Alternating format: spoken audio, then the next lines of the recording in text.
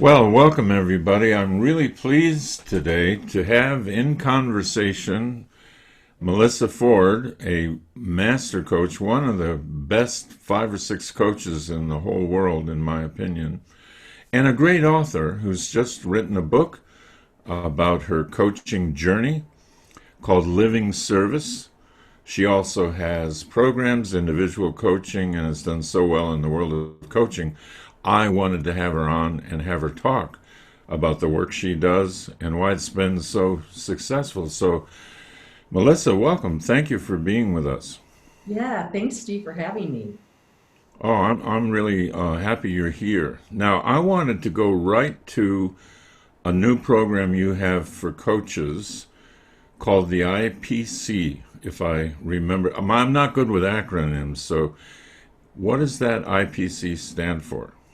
So, the IPC stands for Intentional Prosperity for Coaches. Okay, great. Intentional prosperity for coaches. So it's for coaches who don't just rely on the universe to reward them or do meridian tapping for abundance or things like that, but actually intentionally create a prosperous practice. So, Exactly. what was the origin? What had you create this program for coaches? So, I've been on the service path and growing my own business as a professional coach over the last 10 years. And what I noticed for myself and people that I've coached and colleagues and other coaches that I've seen is that everybody who shows up to be a coach, for the most part, really wants to know whether or not they can make a living at this. And I see a lot of coaches who put a lot of time and money and they put their heart and soul into developing themselves and learning how to serve to create clients. And they still have inconsistent income. There's still that struggle to be able to create a living. And so I created IPC because I wanted to bring another element into the professional coach and learning how to serve that could help people get on the path to growing a good, strong business and having consistent income. So that's why I did it. And it matters to me that there's great coaches out there that can have great livings doing their work. Yes, yes. It seems to me to be the missing piece in this whole new coaching profession that has grown so fast. So many coaches learn how to coach, and they have their own ways of coaching. They've been trained or they learned from a coach of their own. And but then when it comes to having a sustainable, even prosperous practice, income, they're at a loss and they try stuff that doesn't seem to work. And you mentioned, and I know you say it like it's a given that service is the path to prosperity in coaching, but that's not really what most of the coaches in the world believe. Most of them are trying different forms of marketing, self promotion, and getting on social media all day and trying to get their name out there and filling a funnel and then they sell to people, and service is going to, for in their minds, service will come later after someone pays me. But your system, and in your book, which describes your journey so well, from early ideas about having to get clients to moving all that out, moving right into serving your prospect. So, talk a little bit about what service means to you. Well, at first, service meant to me something that I could do to create a client. Like, I'm going to do this and then I'm going to get a client. So, how can I what can I say? How do I say it? What's the secret formula so that I can, quote unquote, serve and get a client? So I very much had an agenda. I was using service as some sort of tool.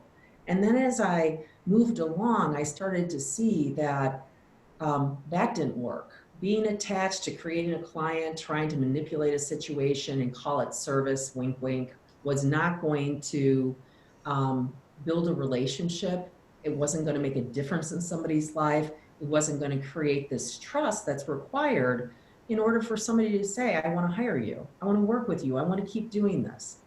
So then over time, service I started to see was a way to be. It was the attitude that I brought, the love, the care, the connection, the willingness to tell the truth when it was needed in a way in which it could be heard. And sometimes it wasn't even talking, it was just being willing to listen. So service over time became a way that I was being, and it felt really good. That felt genuine and right. And by having that being my guide, it became a lot easier to create clients. Well, I know of people who've done your IPC Mhm. and had great results and really enjoyed the process. Now, from what I understand, you have three things that you've discovered over the years that get in the way of coaches, good coaches who deserve to have a prosperous practice. Three things that get in the way of them having that practice. Can you remember offhand what they are, what you teach? Yeah, yeah. So one of the things that gets in the way is that when a coach gets on the service path, um, and I can speak about this because this was me. Um, she starts getting better and better at service, and she creates clients and it feels really good. And then she sits back and she thinks, I've got this. And now what I can do is I can just wait and people will come to me. It's that notion of build it and they will come. Yeah. But that's not what works. That's not how it works. And so, what the coach will do to try to alleviate this cycle of feast and famine was that she'll start to go down into that dark place, you know, um, and try to figure out what happened, what went wrong, and then go, oh, I know service is one aspect of this, but I need to get out there and I need to be seen and I need to gain popularity on social media. And maybe what's keeping people from hiring me is I need another certification. That's got to be it. I had that thinking, went out and got a certification, and lo and behold, nothing had changed. So with IPC, what we do is we take serving prospective clients, and we take being a professional coach, and we bring it to the next level. And the next level is really getting that we're all in the business of selling our coaching services. And so what we do in IPC is we do away with build it and they will come. And coaches begin to create their own self-chosen, organically grown sales system that they can continue to execute upon and they can evaluate and they can improve upon, because we are in a business, and that's what IPC is about. We are all in businesses and we want to run them that way. So all businesses, the lifeblood of any business is a sales department, and there's a sales system that's in place. And when I wake up to that, then what I can do is I can design something that fits me and continue to tweak it and continue to let it evolve as I grow and change. So that's one of the things that we do in IPC is we create a sales system that coaches can count on and use for themselves.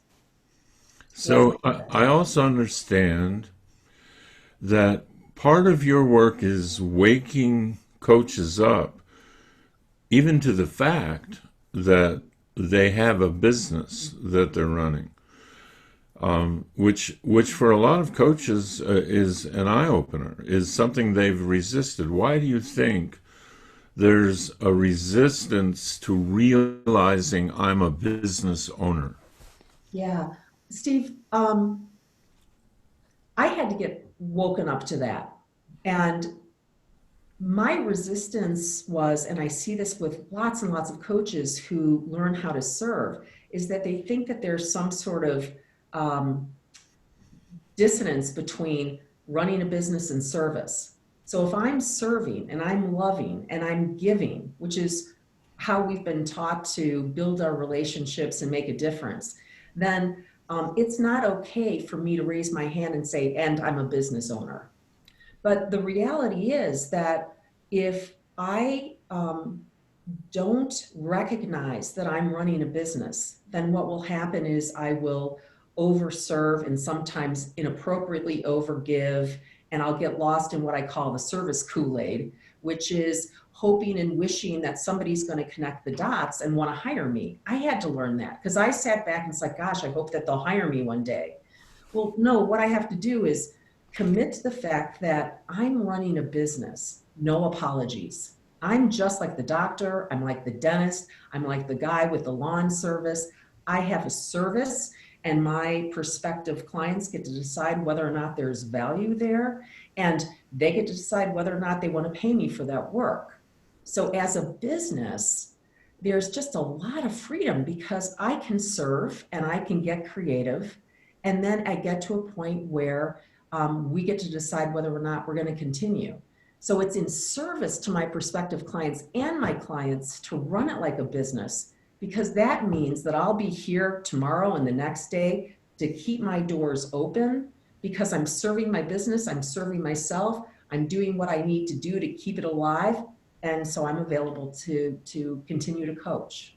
So I think that's what goes on. And it takes a little bit of time for people to see it, but we can look around and go, business is necessary, and we're part of that. Yeah, that's good. All right, so I interrupted you. You had identified one of the three things that keep people from this. Do you remember the other two? I do. So just building off of that, we're running businesses, and business and service go hand in hand. They don't clash with one another. Comes this idea of intentionality. So intentional prosperity for coaches. The intentionality piece is that coaches do really want and desire to be prosperous and to make a difference and to be able to create a good living from this. But wanting it's not enough. And so in IPC, we talk about dialing up our intentionality. We talk about making a good, strong commitment to creating a thriving business. And coaches also start to learn, and Steve, you taught me this, that commitment is something that requires us to recommit.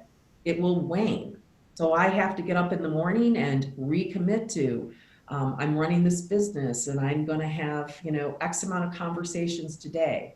So in IPC, we talk about that, and we talk about really keeping that commitment strong and being conscious to it.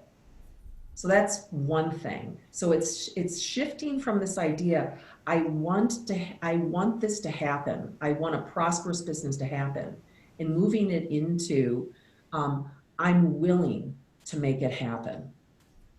So Yeah, and that's the pieces. that's the intentional part. Yeah. That's the part where it is a intentional purpose for which I create my own plan, my own system that works for me. But it's there, it's not hidden, it's not up to the universe or to the almighty deities. It's really mine to create. And it works better that way. Less fear.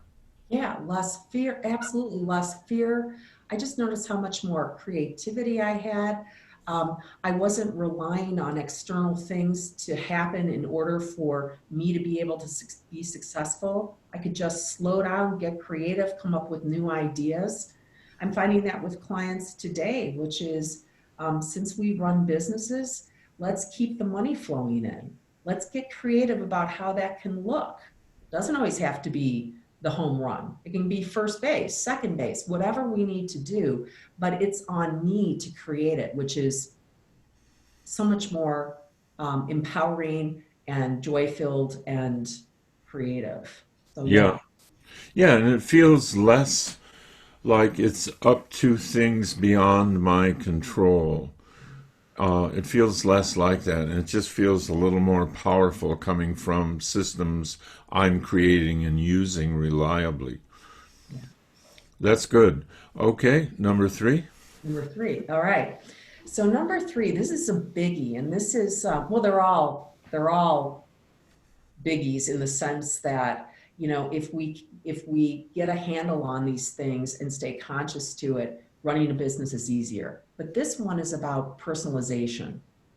Mhm. So what I mean by that is coaches will send out emails and texts and private Facebook messages or however they're communicating with prospective clients, and then they don't get the result they want. The prospective client didn't say yes to the proposal, or they didn't return the email, or you can see they saw the message on Facebook, but there was no response. And again, a place that coaches can go is to that dark place and think, gosh, I didn't get the results. So what does that mean about me? And they spend a lot of time there. I did that also, questioning and wondering and trying to fix and getting distracted. And meanwhile, this beautiful business I have built is on hold because I'm personalizing things. I'm getting caught in that rather than staying in service, offering another conversation, which is how we do it. One conversation after the next is how clients get created. And in IPC, the one of the big things we do is we talk about this personalization and how it kicks us out of service and how it keeps us from growing and keeps us from helping those people out there who might be waiting for a coach to assist them. What we talk about are practical skills and tools that they can use, that coaches can use, that take them from this place where they're personalizing it and moving it out of personalization into the impersonal, moving it out from ego into um, business, moving it out from dysfunctional into functional so that I can get the focus off of me. It's personal, it's all about me. By the way, no, it's not. And moving it into how can I serve my business? What can I do so that I can offer another conversation? What else can I do? So, what I love about this is anytime I notice or I have a client noticing a place where they're personalizing, because I run a business, I can do what all businesses do. I can create operating principles and policies, and they guide my actions as a business owner.